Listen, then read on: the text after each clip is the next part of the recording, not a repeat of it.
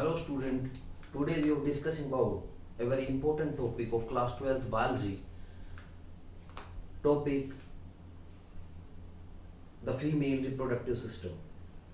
So student, when we are discussing about the female reproductive system, first of all, the female reproductive system is also completed with the help of 2 or 3 major important parts. जैसे कि हमने male reproductive system में पढ़ा था, वैसे ही female reproductive system have also been completed with the help of 2 important part that is called the primary sex organ and secondary sex organ or secondary sexual characteristics.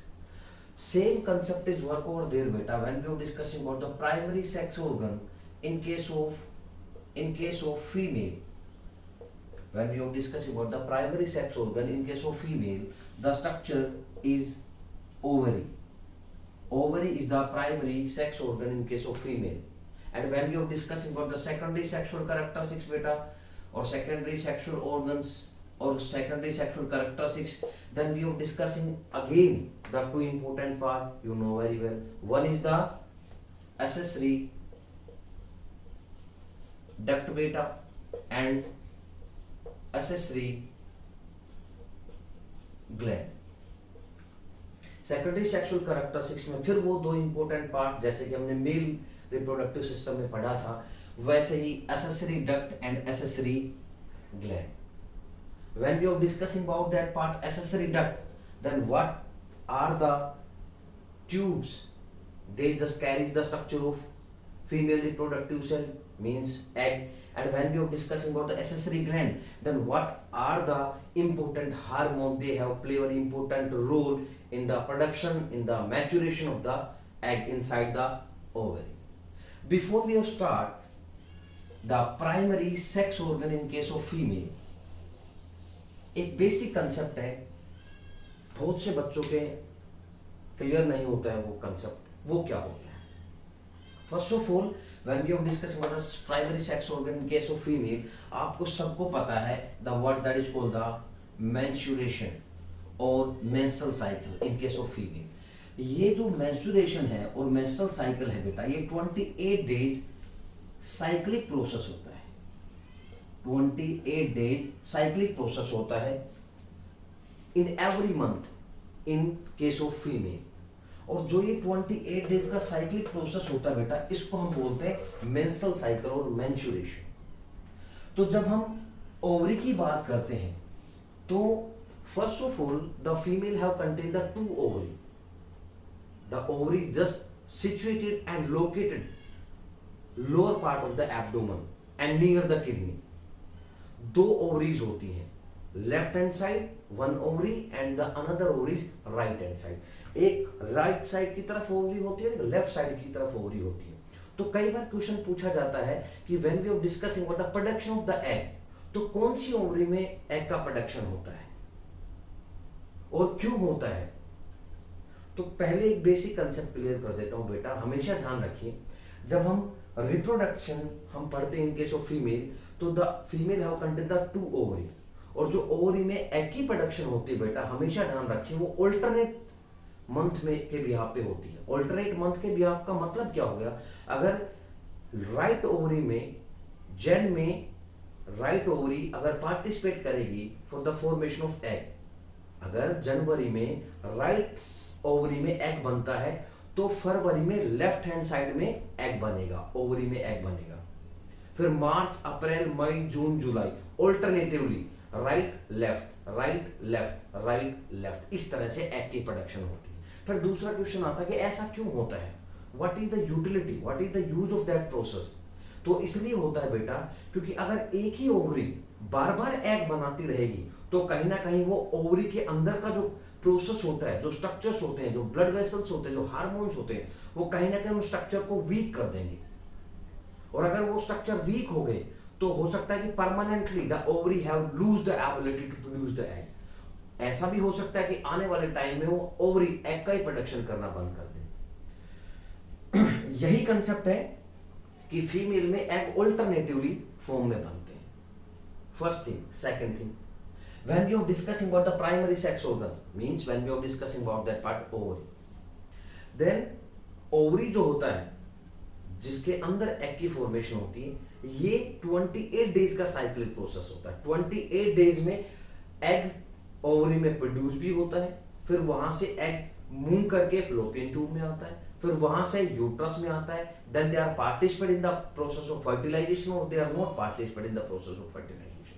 तो ये पूरा process जो होता है वो पूरे प्रोसेस को हम 28 डेज में काउंट करते हैं बेटा। क्लियर और नोट? तो ये बात हमेशा ध्यान रखिए जो इंपॉर्टेंट है, जो आपको हमेशा याद रखनी। Now we move on the main topic और main important part that is called the ovary बेटा। So first of all, when we are discussing about the primary sex organ in case of ovary, तो आप देखिए what exactly the structure of the ovary and what are these structures are situated or located। तो देखिए बेटा, अगर हम ovary के structure को डिस्कस करेंगे, अगर हम ओवरी के स्ट्रक्चर को अगर हम देखें तो that is the structure of ovary. इस तरह का स्ट्रक्चर होता है बेटा ओवरी का, इस तरह का स्ट्रक्चर होता है ओवरी का। क्लियर है या नहीं है? आपको सबको दिख रहा होगा यहाँ पे। तो that is the structure of ovary बेटा। और यहां पे ये ovary is connected with the help of that ovary is connected with that structure. Clear और नो? तो सबसे पहले हम बेसिकली स्ट्रक्चर को थोड़ा सा डिस्कस करते हैं बेटा। ये जो पार्ट होते हैं फिंगर लाइक प्रोजेक्शन, यहाँ पे ये पार्ट है, इनको हम बोलते हैं FIMBRAE, that is called the fimbriae. That is the major structure primary sex organ, that structure is called the ovary.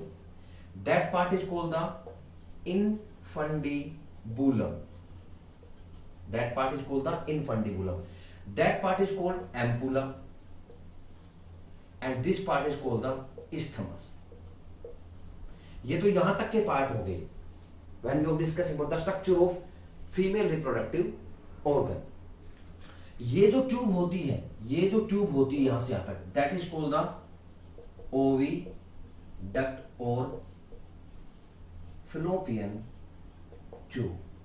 तो कई बार जो कॉम्पिटिटिव एग्जाम्स होते हैं बेटा, उसमें ये वर्ड यूज होता है ओविडक्ट, और बच्चा कंफ्यूज हो जाता है क्योंकि ओविडक्ट जो वर्ड है they are rarely use in the book और in the NCERT. Mainly word use होता है इसमें फिलोपियन ट्यूब। तो जब ये वर्ड यूज होता है कहीं पे भी तो बच्चा कंफ्यूज हो जाता है कि ये वर्ड कहाँ पे है, what is the utilization of that word.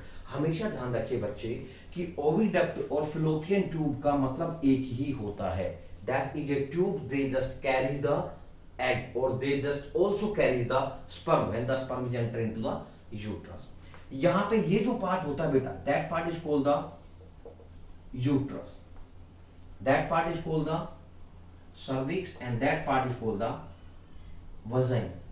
so these are the main structure that we have seen in the structure of ovary बेटा। ये वो important part है जो हम ovary में देखते हैं। तो सबसे पहले मैं डिस्कस करता हूं what exactly the function of that part ovary. सबसे पहले when we are discussing about the ovary, ovary almond shaped structure होती है। In case of female they are just present at the lower part of the abdomen. जो abdomen, अब देखिए क्या होता है, एब्डोमेन बायोलॉजिकली वर्ड है, एब्डोमेन बायोलॉजिकली वर्ड है। एब्डोमेन बोलते हैं जनरली टमी को, जो हमारा स्टमक होता है, पेट होता है, टमी होता है, उसको बायोलॉजिकली एब्डोमेन बोलते हैं। तो हमारा जो एब्डोमेन होता है उसके जो लोअर पार्ट होता है वहां पे ये स्ट्रक्चर प्रेजेंट होते हैं ओवरी,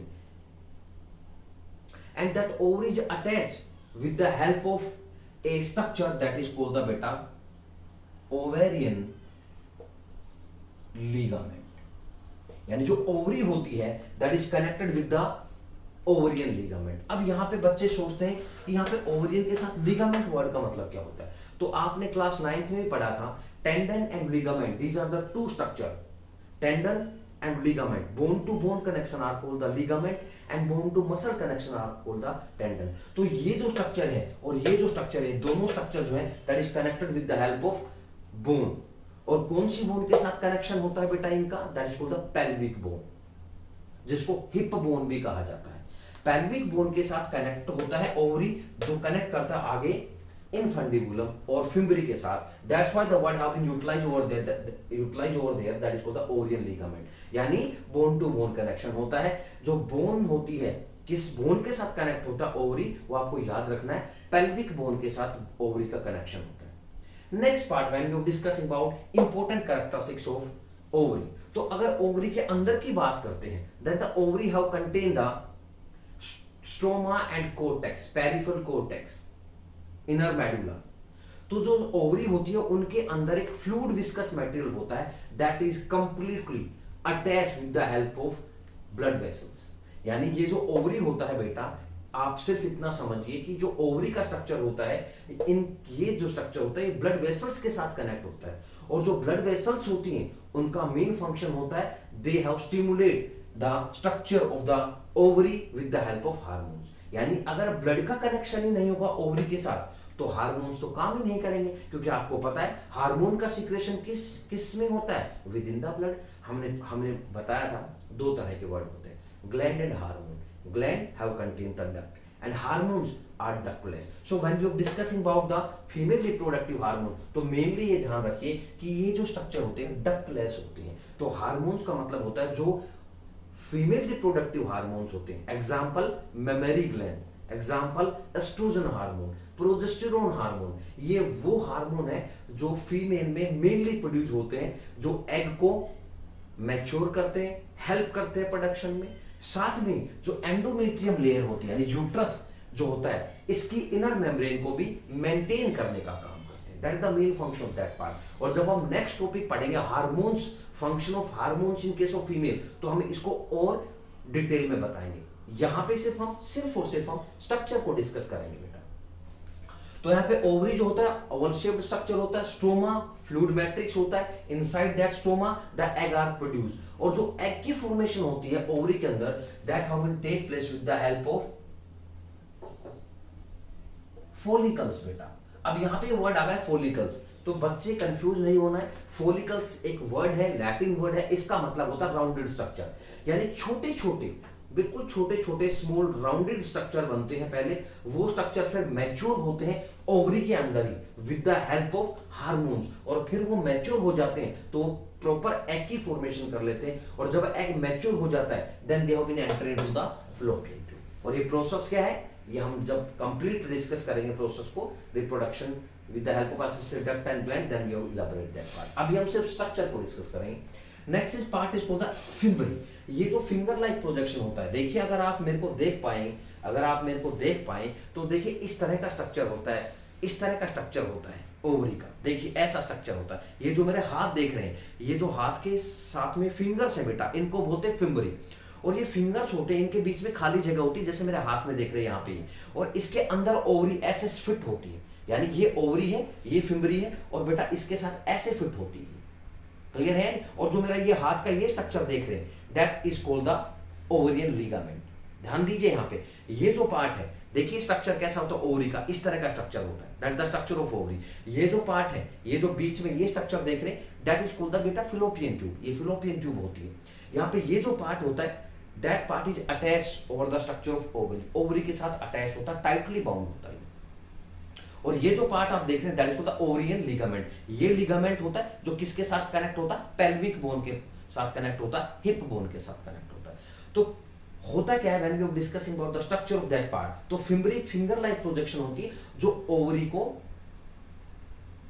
अटैच रखती है अपने साथ, ओवरी को स्टेबिलिटी प्रोवाइड करती है। If you seen in the structure, तो ये फिंगर लाइक प्रोजेक्शन होते हैं, ये ओवरी को पकड़ के रखते हैं, they have provide the stability to the ovary. Next part is called the infundibulum. Infundibulum second part है, upper part of the fimbriae.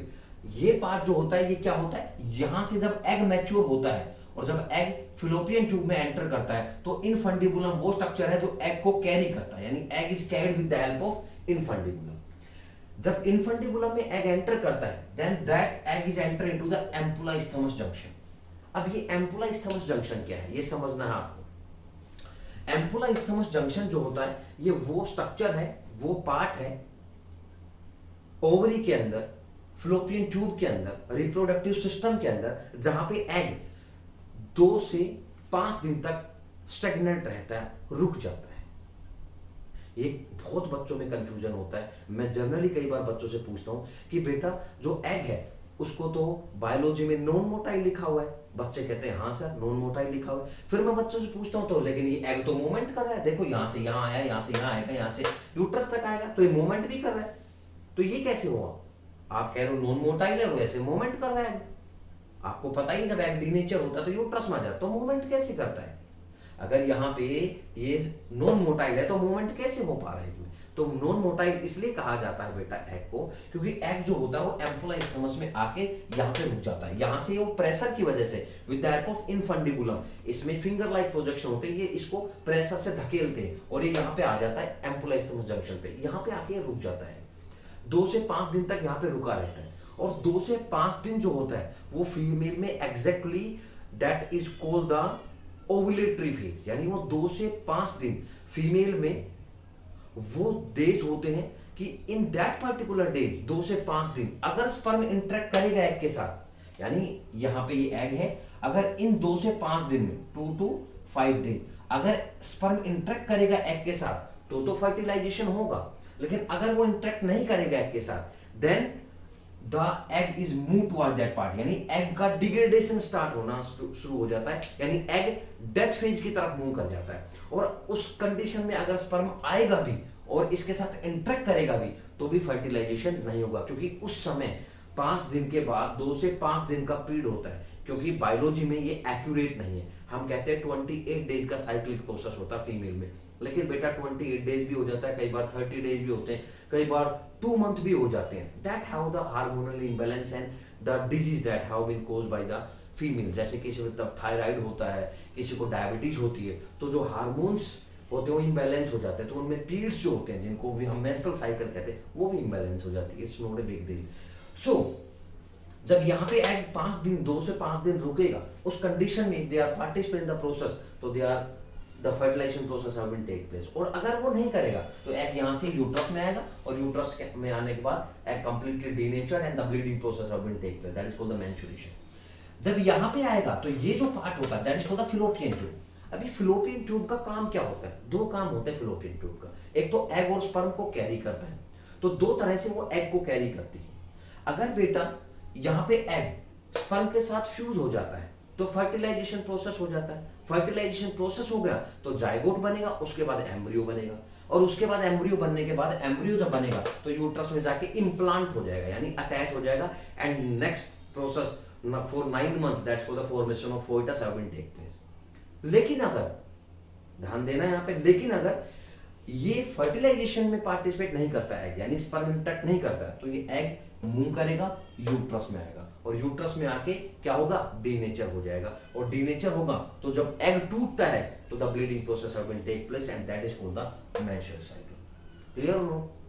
Now बेटा, today we are discussing about the primary sex organ in case of female, and we have discussing about only and only the basic structure of the ovary that have play very important role in the process of female reproductive system. तो ये वो सब structure है जो एक important role play करते हैं बेटा। उसके बाद जब नेक्स्ट क्लास होगी हमारी तो उसमें हम सिर्फ और सिर्फ डिस्कस करेंगे what is the function of that part, uterus, cervix and vagina.